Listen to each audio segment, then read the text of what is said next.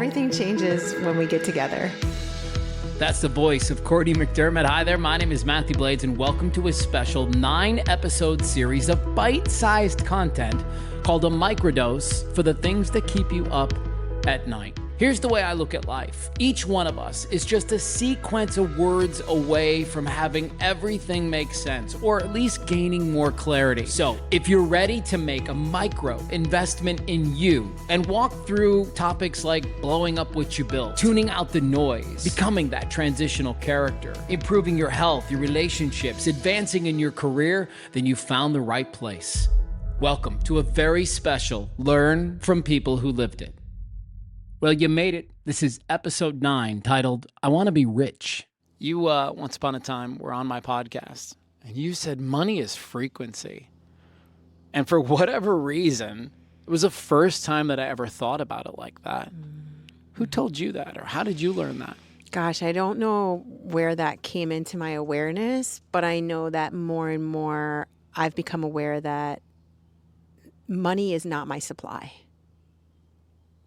And no person, situation, circumstance is my supply. How do we balance that with the fact that we need money to survive? Well, so if you think about money in and of itself, right? Money, first of all, 2 things about money. 1, money is made up.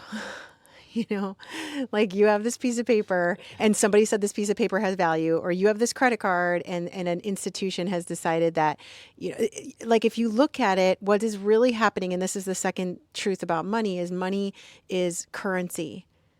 And we use those 2 words interchangeably, but we rarely think of the meaning of currency. It comes from corrente, which means flow. So it's really about what is the flow of the energy in your life. And this is why a lot of financial teachers and people who have done really well for themselves in the financial space will talk about how much is the money flowing. Because if it's stagnant and it's not moving, then it's not building anything for you, and eventually it won't do anything for you and it'll probably disappear, right? It's meant to flow just the way your energy is meant to flow, right? And so for me, realizing, yes, it's a frequency, it's a flow, and it's about tuning into, again, just like every other episode we've covered here, it's tuning into the potential of what does it feel like? Because when you ask the question, well, we need money in order to survive, right? It's like, what does it feel like in your body? Forgetting about this, this paper exchange or the plastic or whatever it is, like forgetting about that for a second, what does it feel like when you feel that all your needs have been met? When you sit down by yourself and you feel like my needs are met right now, like right now in this very moment, all my needs are met.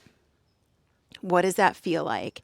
That's what will allow the flow of that energy through your being. And then that is also what starts to draw that signal back to you, because it's basically a signal that you're sending out and a matching frequency that comes back to meet it. Is like, I have everything. And that is the ultimate truth of you. Like we get caught up in this game of, no, I don't have everything. And if I don't have this kind of car, then I'm not going to be whatever. Or if I don't have this kind of house, or if, I can't wear this kind of jacket or whatever. But it's like, actually, right now, right here, if you're listening to this podcast, you're in a position that very few people can be in, right? And so you actually already have this awareness on some level regardless, right?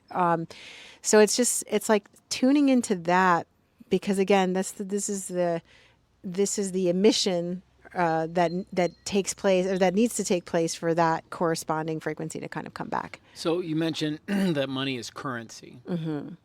So it's meant to be exchanged. How much does that play into richness? The idea of, I got to give it away too.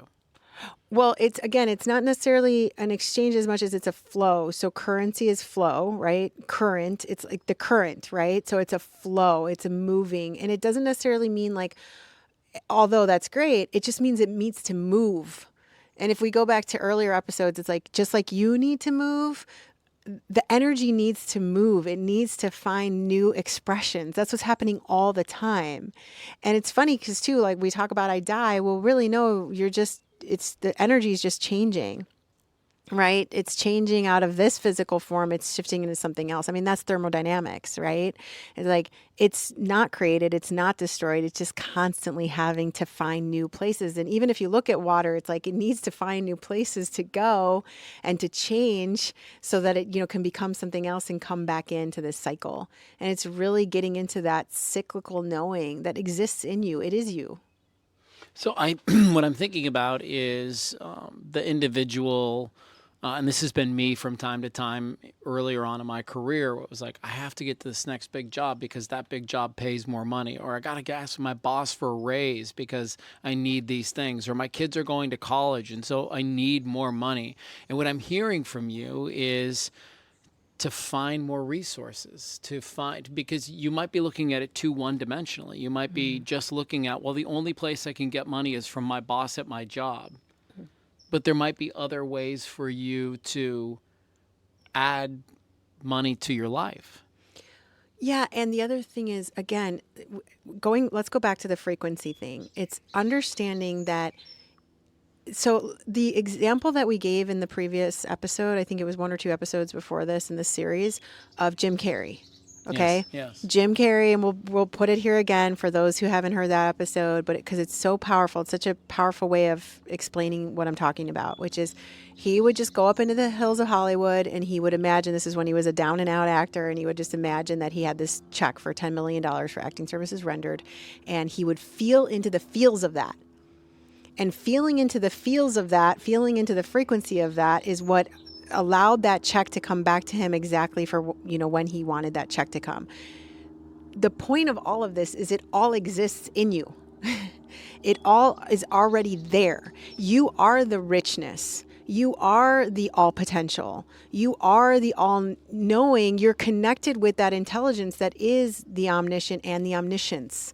So, and it's also the omnipotent and the omnipotence, right? It's this knowing that then again starts to attract that back to you, because you're electric and you're magnetic, right?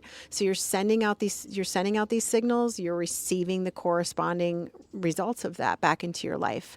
I think that's really the piece that we have to stick with if we're looking at, okay, and forgetting for a second why you even need it, because that also is sort of part of the whole illusion, right? I remember giving a talk to 1,000 women entrepreneurs, and in the audience, one of them said, well, in Q&A, she said, I want to make my first million. She wanted to talk about, how do I do that?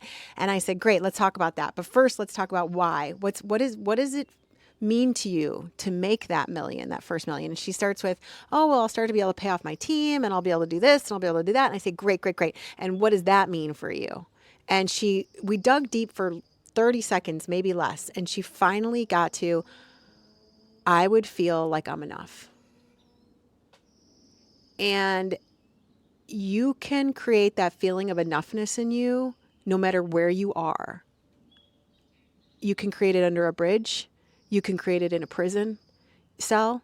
You can create it in your bedroom. You can create it in a mansion. You can create it wherever you want. And the funny thing is, people create the prisons in the mansions. You think you're going to solve your problems, or you're finally going to feel like everything's okay once you can do this thing. And I say that's the trap. That's the trap. That's what Buddha was talking about. It wasn't like the desire itself was the trap. It was, if I can do this thing, will I be okay? And it's stepping back and being able to realize I'm okay now, and I get to feel into the potential of this evolutionary impulse that's coursing through me with joy in my heart. And that's wealth, by the way. It's a masterclass today with Cortney McDermott. Dang. That's so good. God. I have nothing left to add. I just want to wrap up by kind of something that we started with, which is the idea that everything changes when we get together, something you've uttered, right?